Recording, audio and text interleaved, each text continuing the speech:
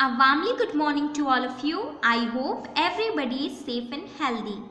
आज हम अपनी हिंदी पाठ्य पुस्तक का पाठ 5 बालक की उदारता पढ़ेंगे।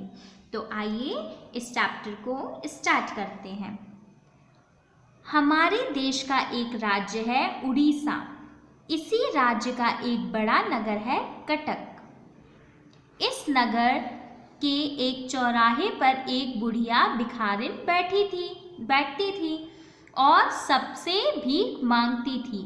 कुछ बालक प्रतिदिन इसी चौराहे से होकर स्कूल जाते थे। बुढ़िया इन स्कूली बच्चों से भी भीख मांगती थी। अधिकतर बच्चे बुढ़िया की पुकार पर ध्यान नहीं देते थे। वह उसकी बात को अनसुनी करके आगे बढ़ जाते थे।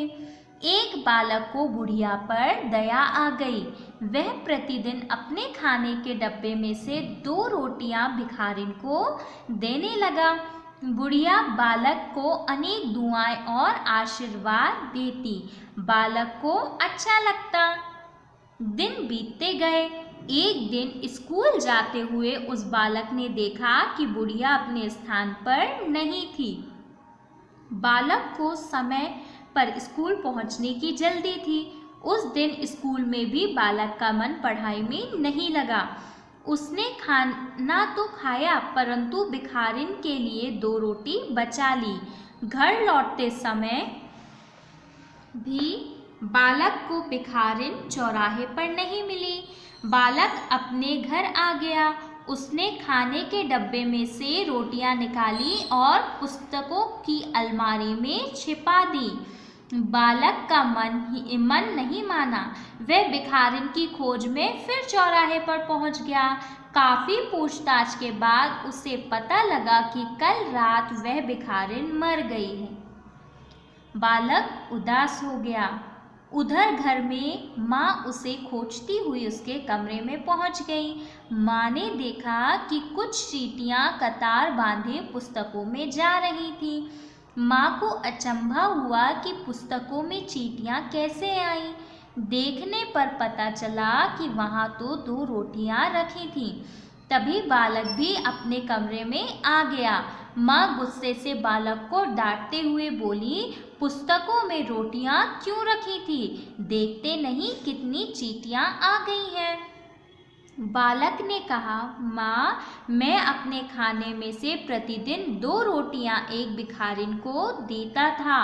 आज वह अपनी जगह पर नहीं थी। मैं उसे खोजने गया था, वह नहीं मिली। आसपास के लोगों ने बताया कि कल रात वह बुढ़िया भिखारिन मर गई। कहते कहते बालक का गला भर आया। इसके बाद वह कुछ नहीं बोल सका। माँ को बालक पर प्यार उमड़ आया। उन्होंने बालक को अपनी छाती से चिपटा लिया। बालक का माथा चूमते हुए माँ बोली, बेटा, तुम मनुष्य नहीं अवतार हो। तुम्हारे जैसा बेटा पाकर मेरा जन्म सफल हो गया। यह बालक और कोई नहीं, सुभाष चंद्र बोस थे। तो बच्चों, आपको ये कहानी कैसी लगी? जी हाँ, ये बालक कोई और नहीं, नेताजी सुभाष चंद्र बोस ही हैं, जिन्होंने अपने बाकी जो छात्र थे उनके साथ जो पढ़ते थे उनकी तरह व्यवहार ना कर बुढ़िया भिखारिन पर दया दिखाई, उदारता दिखाई। इतने छोटे होने के बावजूद भी उनमें जो दया भाव था उसको देखकर उनकी माता का हृदय भी पिघल गया। तो आपने देखा कि किस तरीके से इस नन्हे बालक ने कितने बड़े उदारता का काम किया। तो आपको इस कहानी से क्या शिक्षा मिलती है? जी हाँ, कि हमें हमेशा जो है गरीब लोगों की, जिनको ज़रूरतमंद है, उनको मदद करनी चाहिए, है ना। हमें कभी भी जो है ऐसा कोई काम नहीं करना चाहिए जिससे उन्हें दुख हो। हमें हमेशा उनकी तकलीफ़ों को कम करने की कोशिश करनी चाहिए तथा उनकी गरीबी पे कभी भी मजाक नहीं बनाना चाहिए, बल्कि उनकी सहायता करनी चाहिए। आई होप आपको ये लेसन क्लियर होगा। Thank you.